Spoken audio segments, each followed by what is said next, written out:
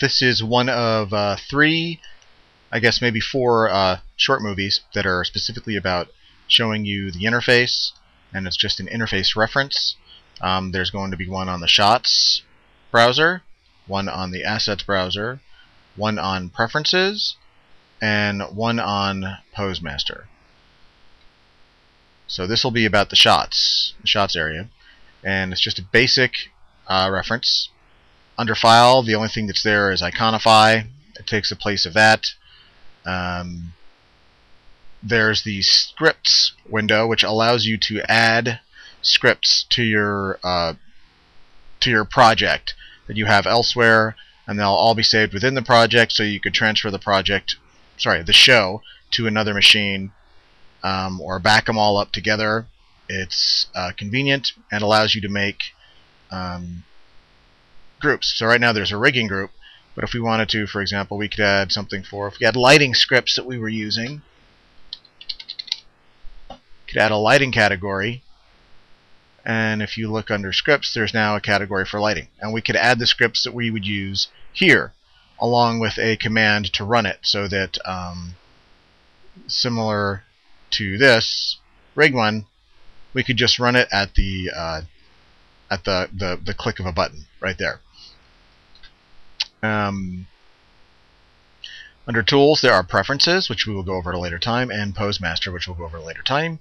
Help currently just lists what version you're running. In the future, it will have help files there.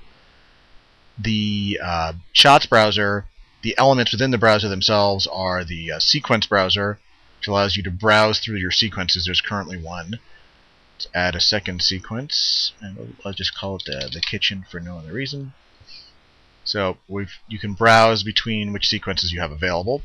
The department is which department is available, which departments are available for the shot that you currently have. The shots are, again, what shots are available underneath the sequence.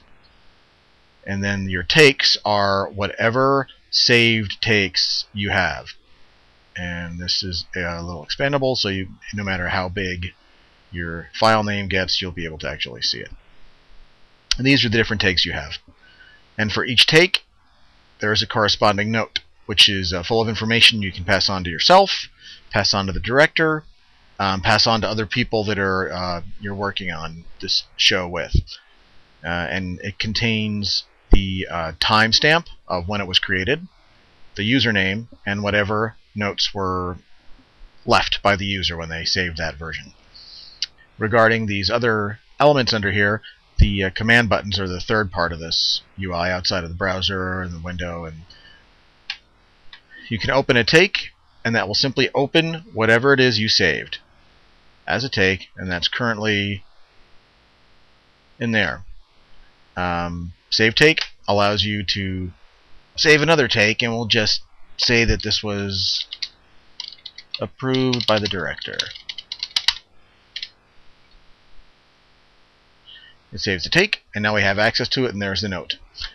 Add a shot will allow us to actually add a shot within. Let's go back to our empty one, and let's add a shot.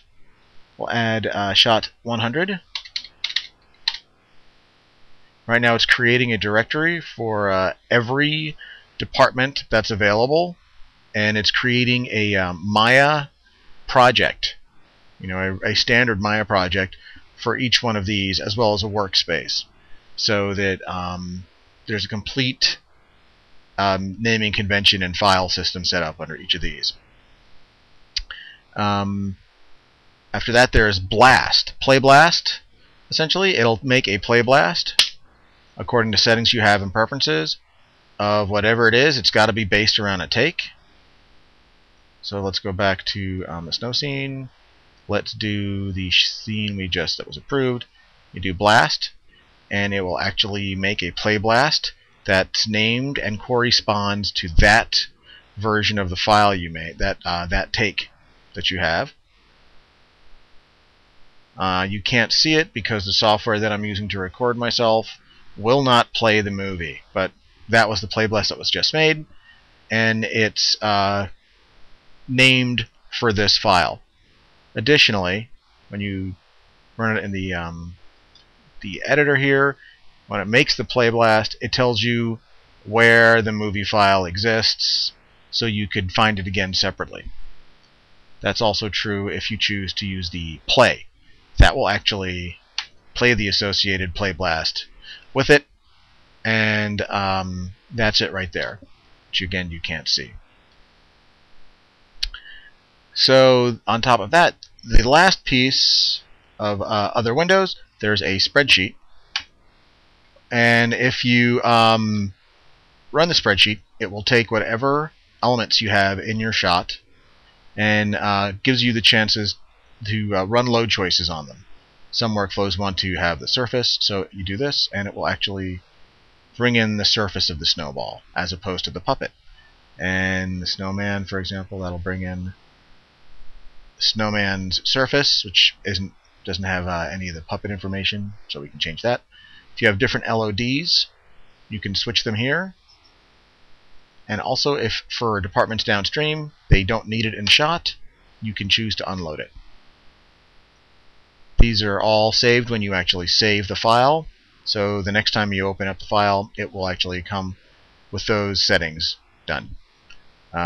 Set project merely sets the project to whatever department you have it set to. This button is a little redundant because currently whenever you change any of the elements in the browser, it sets the project to that same setting. You can set the show, which is depending on how many shows you have created. That now is going to a completely different show, different projects, different asset groups. As you can see, there's nothing in here. You can have as many shows running on your machine as you want and keep all your files separate. That's very convenient. You can add a new show by clicking Add Show. It will create a show that you can then switch to with Set Show. For example, let's just do Trek, because I'm a Trekkie. Now you go to Set Show. You can set it to Trek. And now this is a Star Trek show, which is completely empty. So there's no elements here. None whatsoever. Then these init shot and delete are currently not functioning. These are reserved for future elements that will be adding tools for you to use in the future.